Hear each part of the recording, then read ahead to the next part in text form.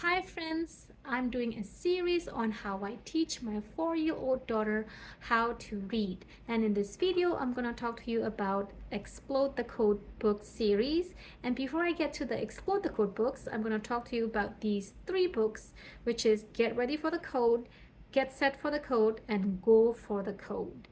Now, just as a disclaimer, before I started her on these books, my daughter already knew the alphabets. She was learning them on her own because she saw us typing, her parents typing for their job. She loved to type on keyboard, and I would tell her the letters, and that's how she learned those letters. We also had magnets, alphabet magnets that we put on the fridge, and she also loved playing with those. So that's how she knew the letters. And then as she got older, I thought maybe I should started her to learn how to read because she was so eager with letters and she was eager to learn something. So I started teaching her the sounds of each alphabet. And she didn't master the whole 26 alphabets yet. And when I started picking up these books, and I thought that these books would be a good start for her, and she probably already knew most of the sounds of the alphabets at that time, but I just thought that I would cover my bases and that she would be more aware of phonics and of sounds of the words that she would say. So that's why I started her on these books. Now, Explode the Code is a very famous curriculum that parents, homeschoolers use for phonics, but these 3 books come before the Explode the Code books. So these are for kindergartner, maybe a 4-year-old, 5-year-olds, and kids that are just starting out with phonics. So as you can see here, there's 3 books, A, B, and C. And you don't have to start your child with these books if they already know their letters very well. But if you just want to cover the bases just like I did, you can start them with these books. And I'm going to flip through these books with you so you know what's the inside of it. I'm going to grab the C book because my daughter already filled out most of the A and B books. So for Go for the Code, is basically on the back of the book. There's a list of what's being covered on each book. So on book A, they cover consonants B, F, M, K, R, and T. For B, P, J, H, S, and D, and so forth and so on. So it seems like book C is the thickest and the longest because it covers more consonants than the other 2 books, and that's okay because it's getting them ready for exploring the code with the real book. So these books are actually quite repetitive, and because of the repetitiveness, the children can pick up and retain a little bit longer. And they're actually very simple, and it's black and white, and it's probably kind of boring, but to my daughter this is actually quite fun to do because she likes to color and to add pictures to the drawings here. So when you start with a new sound or a new letter, you start off with these lines, and they have to pick out which one that is different, and just to recognize the letter. And then they show you a basic way on how to write the letter, and then write lines. And these lines, for example, in book A, is quite simple, like this. But as you progress through the books, it actually gets a little bit trickier.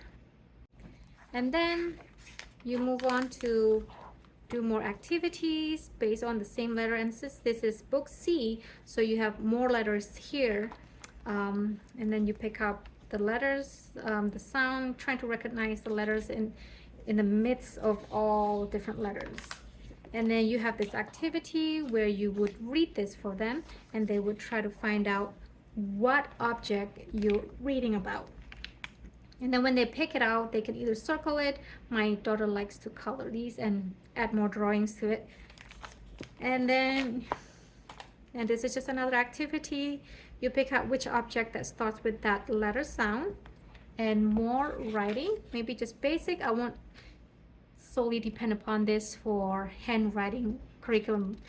More activities here and more writing, and also recognizing sounds and writing, and more recognizing sounds of each picture and writing.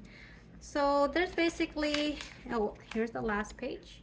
So basically there's about 14 pages for the same sound. So for each sound, this is how it starts, just the same thing over and over. And because of that, you know, the children can retain that better. You know, I've seen parents that say, oh, for this age, 4 years old, 5 years old, you just have to do 2 pages each day. Now for my daughter, it takes an effort to have her start on this book, but as soon as she starts on this book, she keeps going.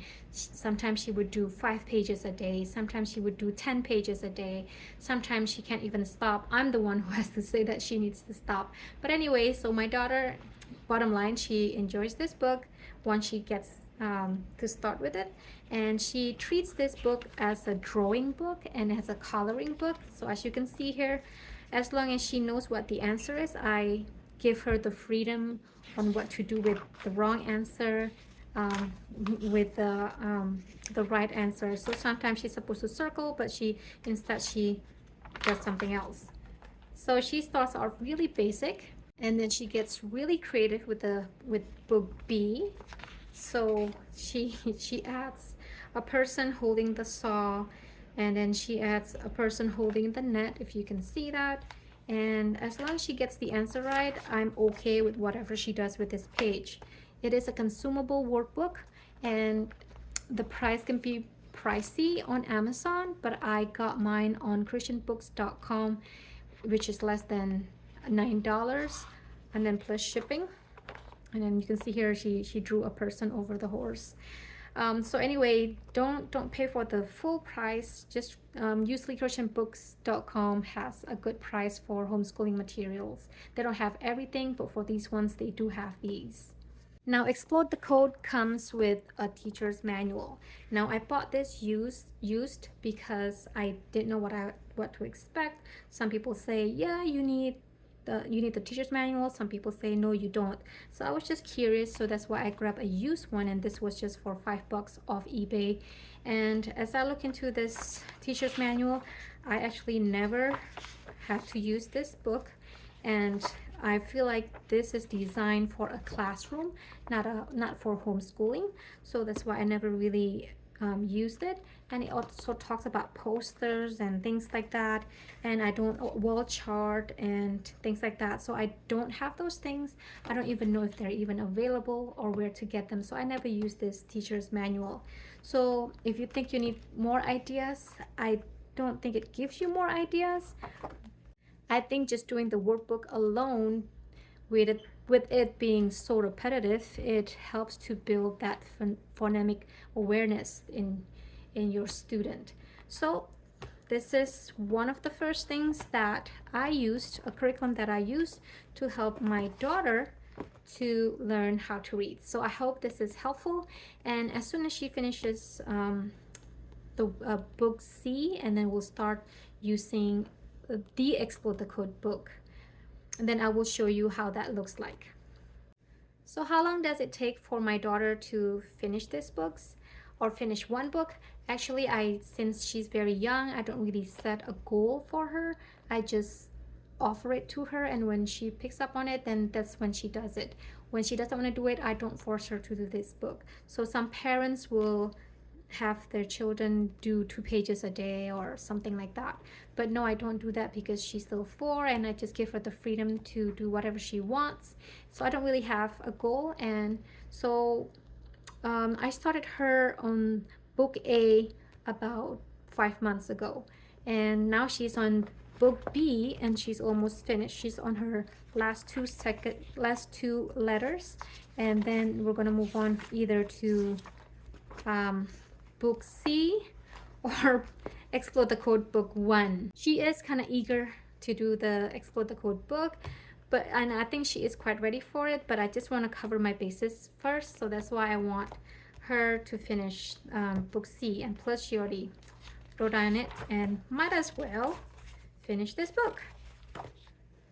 So that's all I have for you today, which is the primer for the Explode the Code series, book A, B, and C, which I am utilizing right now in my homeschool with my 4-year-old, almost 5-year-old daughter.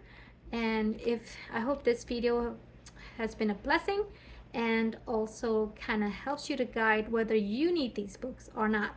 I'm not saying that every child needs to go through these books, but if you feel like this is what your child needs to be more aware of phonics, and then this might be a good fit. But if they don't like to sit down and do workbooks, then this might not be a good fit. So that's all for you today. Have a blessed day.